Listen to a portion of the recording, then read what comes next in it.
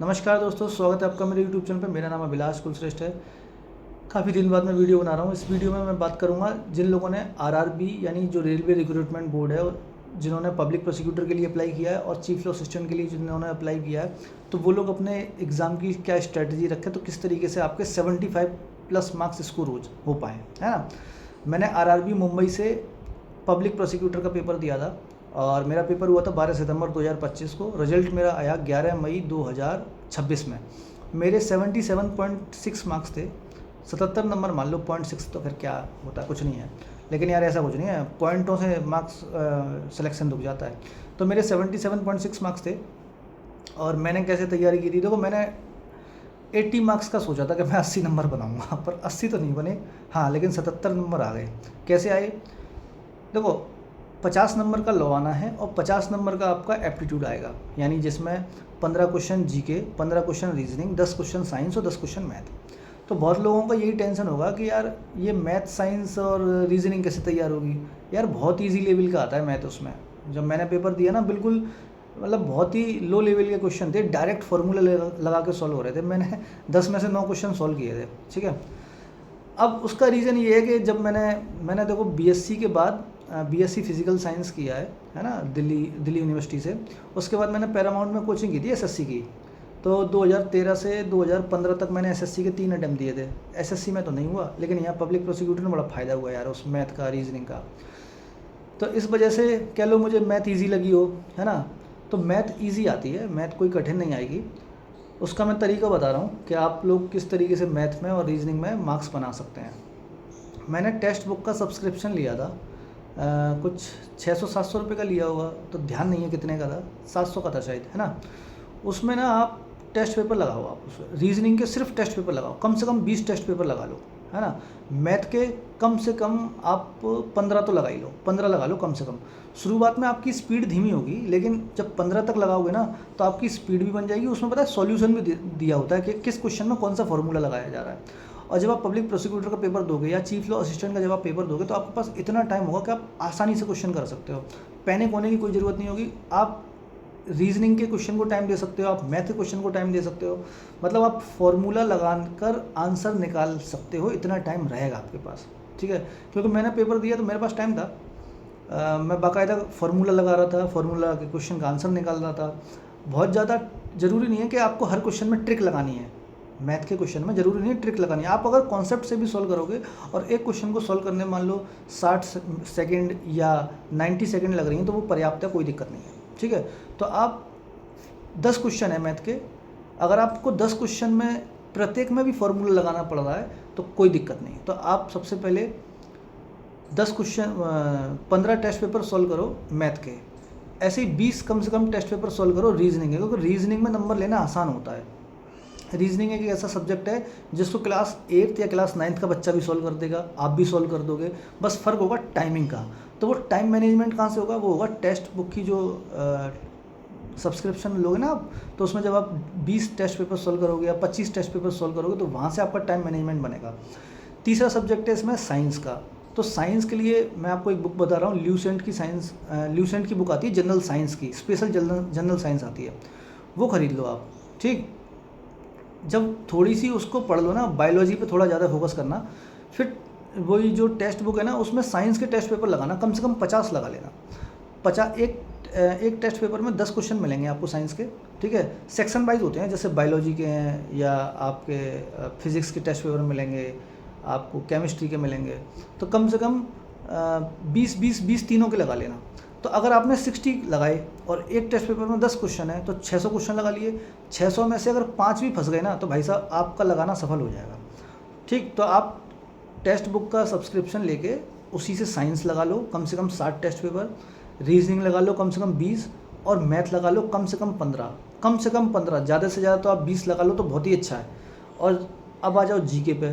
तो जीके में देखो पॉलिटी आप कर ही लोगे, आप लॉ के स्टूडेंट हो, हिस्ट्री कर लोगे आप।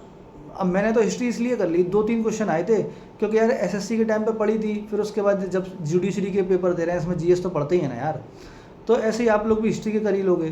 तो जीके में भी, और करंट अफेयर्स तो यार थोड़ा बहुत तो पढ़ते ही हैं। आजकल लोग इतना मोबाइल स्क्रॉल करते हैं, कभी कोई यूट्यूब देख रहा है, कोई इंस्टाग्राम देख रहा है, तो करंट अफेयर्स भी कहीं ना कहीं आपको पता ही रहता है। तो दो क्वेश्चन अगर आप करंट अफेयर के कर लिए आपने, 2 क्वेश्चन हिस्ट्री के कर लिए, 2 क्वेश्चन पॉलिटी के कर लिए, तो 6 क्वेश्चन तो यही होगा। एक आध क्वेश्चन ज्योग्राफी का भी कर ही लोगे।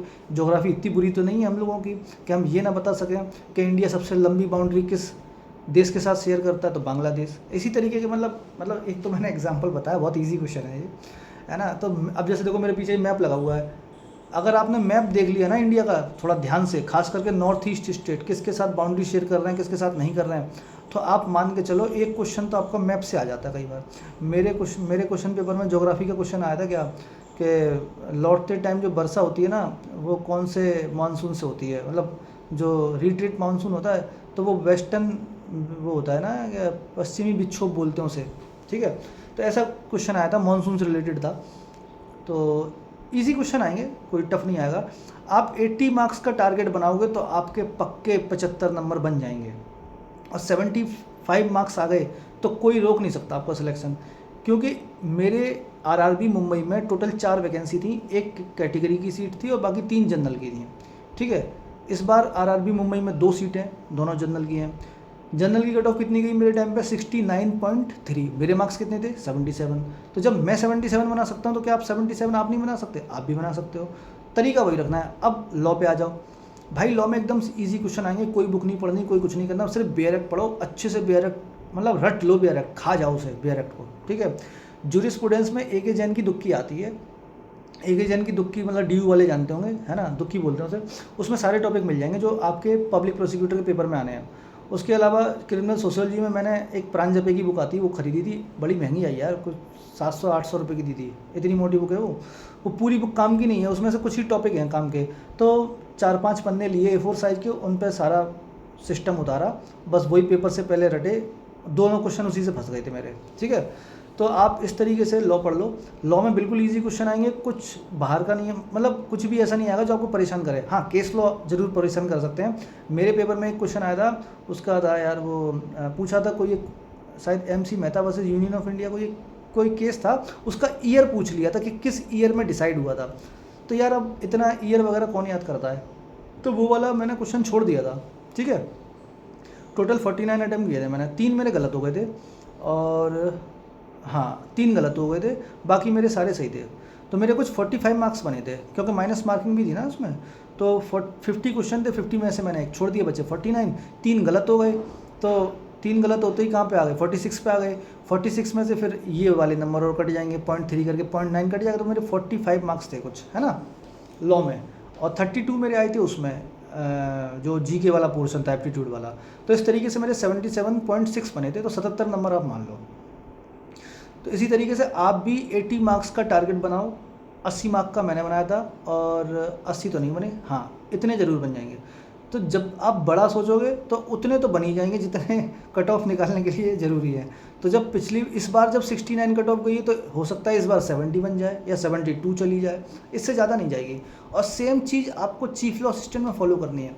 चीफ लॉ असिस्टेंट में जो सिलेबस है वो थोड़ा बड़ा ज़रूर है, लेकिन है छोटा छोटा, जनरल सिलेबस है, मतलब बिल्कुल जनरल प्रोविजंस हैं, उसमें कुछ खास नहीं है। थोड़ा थोड़ा आपको बस पढ़ना है, बेयर एक्ट पढ़ना है, बेयर एक्ट से बाहर कुछ नहीं पढ़ना। और जो एप्टीट्यूड है उसमें भी आपको सिर्फ टेस्ट पेपर लगाने हैं, चाहे वो मैथ हो, चाहे वो रीजनिंग हो, चाहे वो साइंस हो। अब मैथ में अगर टेस्ट पेपर लगाते में आपकी कलम शुरुआत में थोड़ी धीमी चलेगी ना, तो बाद में उसकी स्पीड बढ़ जाएगी, क्योंकि आपको फॉर्मूले याद होने लग जाएंगे। अब जैसे मेंसुरेशन का एक टॉपिक होता है, अब मेंसुरेशन में आपको पता है कि जैसे सिलेंडर है, सिलेंडर का वॉल्यूम क्या होता है, πr²h। अब कोई पूछे कि सिलेंडर का कर्व सरफेस एरिया कितना होगा, तो 2πrh, ठीक है। ऐसी कोन है, कोन में आपसे कोई पूछे कि इसका वॉल्यूम क्या होगा, तो कोन का होता है 1/3, मतलब 1/3 πr²l, है ना, l होती है ना उसकी तिर्यक ऊंचाई, हाँ πr²h होता है, सॉरी, ठीक है। ऐसे ही छोटे छोटे इसके फॉर्मूले हैं, छोटी छोटी मतलब चीज़ें हैं। जैसे एक स्पीड डिस्टेंस टाइम का टॉपिक होता है, उसमें होता है speed equal to distance upon time, पूरे चैप्टर में एक ही फॉर्मूला चलता है उसमें। प्रॉफिट लॉस है, प्रॉफिट लॉस तो यार हम लोग डेली मार्केट में देखते हैं, चीज़ आप सामने सामान लेके जाओगे, अब पूछो कि कितने % प्रॉफिट हुआ, तो हमेशा जो % निकालते हैं वो किस पे निकालते हैं, कॉस्ट प्राइस पे निकलता है। तो बहुत छोटी चीज़ें हैं, आप पढ़ सकते हो। अब मैथ की आप कोई अगर बुक पूछोगे तो जैसे RS अग्रवाल कॉन्सेप्चुअल बुक है, उसमें हर चीज़ को कॉन्सेप्ट से सॉल्व किया गया है। जैसे कोई भी क्वेश्चन सॉल्व करेगा अगर वो RS अग्रवाल, तो वो कहेगा लेट एक्स करके वो सॉल्व करेगा, है ना। इसमें एक बुक आती है एम टायरा में हर क्वेश्चन पे एक नया फार्मूला उसने बनाया हुआ है, मतलब उसमें ट्रिक बताई गई हैं। तो आप कोई भी बुक पकड़ सकते हो। मैंने RS अग्रवाल मेरे पास रखी तो है, पर मैंने कभी लगाई नहीं। मैंने एम टायरा पढ़ी है। एम टायरा में क्या है ना कि एक तो थोड़ा ट्रिक पता चल जाती हैं, 2 बार 3 बार उस बुक को पढ़ोगे तो सारी ट्रिक्स आपको याद हो जाएंगी। तो आपको क्या होगा ना कि क्वेश्चन पेपर जो थोड़ा जल्दी सॉल्व हो जाता है। और ये बुक मैंने एम टायरा SSC के टाइम पे पढ़ी थी, ये रेलवे के लिए नहीं पढ़ी। रेलवे में तो बस वही टेस्ट पेपर लगाए थे, तो आप भी टेस्ट पेपर लगा सकते हो।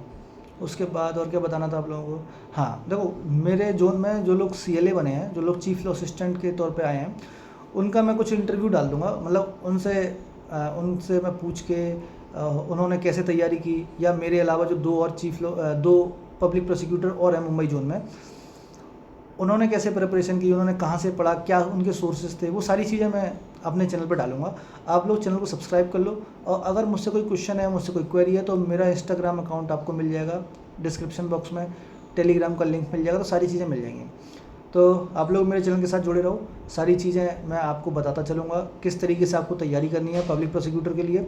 और चीफ लॉ असिस्टेंट के लिए जो मेरे साथ एक कैंडिडेट था, काफ़ी इंटेलिजेंट था यार, उसका ना 2 पोस्ट पे सिलेक्शन हुआ, स्टाफ एंड वेलफेयर इंस्पेक्टर पे भी हुआ और CLA पे भी हुआ।